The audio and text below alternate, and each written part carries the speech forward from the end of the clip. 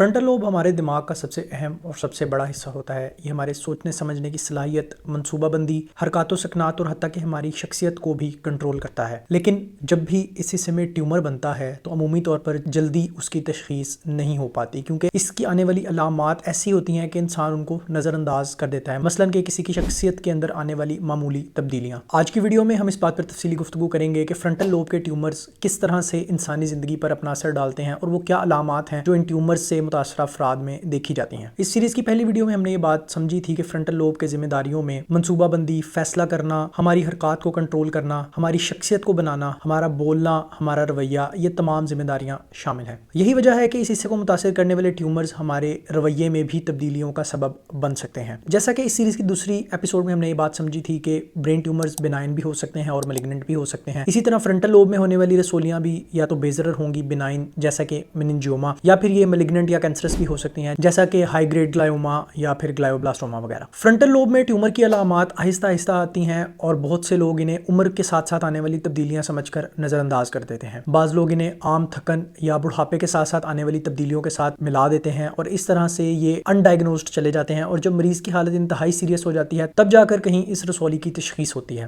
Frontal lobe میں آنے والی چند اہم علامات کا تذکرہ کرتے ہیں۔ شخصیت یا رویے میں تبدیلی آنا شروع ہو جاتی ہے، مریض ہنسی مذاق سے زیادہ سنجیدہ ہونے لگتا ہے، بے چین ہونے لگتا ہے، ضد اور غصہ بعض اوقات بڑھنے لگتا ہے، مریض کے فیصلے غلط ہونے لگتے ہیں، یادداشت اور توجہ میں کمی واقع ہونا شروع ہو جاتی ہے، مریض چھوٹی چھوٹی باتیں بھولنا شروع ہو جاتا ہے، جیسے کہ مریض اپنے گھر کا راستہ بھول سکتا ہے، مریض کسی کام پر فوکس نہیں کر پاتا اور توجہ سے کوئی بھی کام مکمل نہیں کر پاتا۔ فرنٹل لوب میں نچلے حصے پر، جو کہ ابھی آپ اپنی اسکرین پر بھی دیکھ سکتے ہیں، انفیریئر فرنٹل جائرس میں بولنے والا حصہ موجود ہوتا ہے جو کہ ہمارے بولنے کو کنٹرول کرتا ہے۔ اس کو موٹر سپیچ ایریا یا پھر بروکاز ایریا بھی کہا جاتا ہے۔ بعض اوقات اس کے ارد گرد رسولی ہو یا رسولی کی وجہ سے اس حصے پر دباؤ آنا شروع ہو جائے تو انسان کے بولنے کی صلاحیت بھی متاثر ہونا شروع ہو جاتی ہے، مریض کو الفاظ ڈھونڈنے میں مشکل کا سامنا کرنا پڑتا ہے، یا پھر مریض مکمل طور پر الفاظ ادا ہی نہیں کر پاتا اور مریض آہستہ آہستہ اپنی بولنے کی صلاحیت کھوتا چلا جاتا ہے، یا مریض الفاظ بھولنا شروع ہو جاتا ہے یا پھر صاف طور پر بول نہیں پاتا۔ آرٹیکولیشن میں یعنی کہ الفاظ کی بناوٹ میں اس کو مشکلات کا سامنا کرنا پڑتا ہے۔ پہلی ویڈیو میں ہم نے یہ بات سمجھی تھی کہ دماغ کا دایاں حصہ جسم کے بائیں حصے کو کنٹرول کرتا ہے اور اسی طرح دماغ کا بایاں حصہ جسم کے دائیں حصے کو کنٹرول کرتا ہے۔ اگر کسی شخص میں رائٹ فرنٹل لوب میں رسولی موجود ہے تو اس کی لیفٹ سائیڈ میں کمزوری آ سکتی ہے، اس کا جسم کا لیفٹ حصہ فالج سے متاثرہ ہو سکتا ہے اور اس کا جسم کا لیفٹ حصہ آہستہ آہستہ حرکت کرنا مکمل طور پر چھوڑ بھی سکتا ہے۔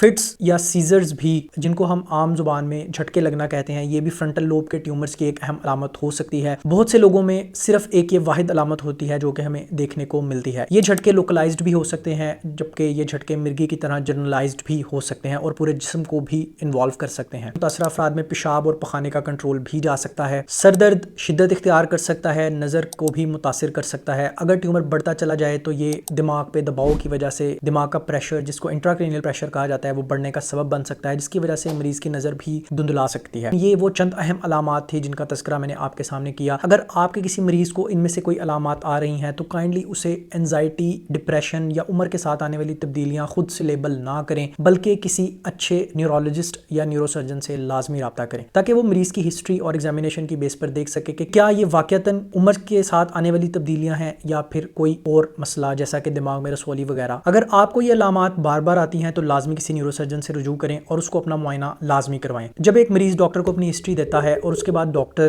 کلینکلی اس مریض کا معائنہ کرتا ہے تو اس کے بعد ہی ایک ڈاکٹر یا نیورو سرجن یہ فیصلہ کرتا ہے کہ کیا اس مریض کو ایم آر آئی کی ضرورت ہے یا نہیں۔ اس بیماری کی تشخیص کے لیے عمومی طور پر سی ٹی اسکین یا ایم آر آئی کروایا جاتا ہے، M R I with contrast یعنی کہ ٹیکے والا ایم آر آئی کروایا جاتا ہے۔ جب اس بات کی تشخیص ہو جاتی ہے کہ اس مریض کے دماغ میں فرنٹل لوب کے اندر ٹیومر واقع ہے تو اس کے بعد دیکھا جاتا ہے کہ یہ ٹیومر فرنٹل لوب میں کس حصے پر واقع ہے۔ اگر تو وہ موٹر سٹرپ یعنی کہ اس حصے میں واقع ہے جو کہ جسم کی حرکات و سکنات کو کنٹرول کرتا ہے تو پھر بعض اوقات صرف بایوپسی کر دی جاتی ہے تاکہ مریض کے ٹیومر کا ڈائگنوسس بنایا جا سکے کہ بایوپسی پہ یا ہسٹوپیتھولوجیکلی وہ ٹیومر کون سا ہے۔ مکمل سرجری کے ذریعے اس کا علاج ممکن ہے یا پھر کیمو اور ریڈیو تھراپی کے ذریعے بھی اس ٹیومر کا علاج کیا جا سکتا ہے۔ برین ٹیومرز کی سرجری کر کے ان کو مکمل طور پر نکال دیا جاتا ہے۔ فرنٹل لوب کا ٹیومر جب آپریٹ کر کے نکالا جاتا ہے تو مریض کو ایک طرف کی ویکنس یا فالج کا مسئلہ ہو سکتا ہے۔ ٹیومرز کا مکمل علاج سرجری کے ذریعے ہی کیا جاتا ہے تاکہ زیادہ سے زیادہ ٹیومر کو بذریعہ سرجری نکالا جا سکے اور دماغ کے اندر موجود پریشر افیکٹ کو ختم کیا جا سکے اور جو علامات مریض کو دباؤ کی وجہ سے آ رہی تھیں وہ بھی کم ہو सकें। ऑपरेशन की अपनी कॉम्प्लिकेशंस होती हैं जिनका तस्करा मैं इस वाली वीडियो में कर चुका हूं, तो ये वीडियो भी आप लाजमी देखिएगा। जब हम ऑपरेशन करने के बाद ट्यूमर को बायोप्सी के लिए भेजते हैं, उसके बाद जब बायोप्सी की रिपोर्ट आती है उस पर हमें पता चलता है कि क्या इस ट्यूमर को मजीद रेडियोथेरेपी या कीमोथेरेपी से कोई फायदा होगा या नहीं होगा। रेडियोथेरेपी और कीमोथेरेपी उन ट्यूमर्स के लिए की जाती है जिनको मुकम्मल तौर पर नहीं निकाल पाते। इसके अलावा भी कुछ रसौलियां हैं जिनमें रेडियोथेरेपी और कीमोथेरेपी का अच्छा रोल है। उम्मीद है ये वीडियो आपके लिए फायदेमंद साबित हुई होगी। आने वाली वीडियो में हम दीगर ट्यूमर्स पर बात करेंगे। शुक्रिया।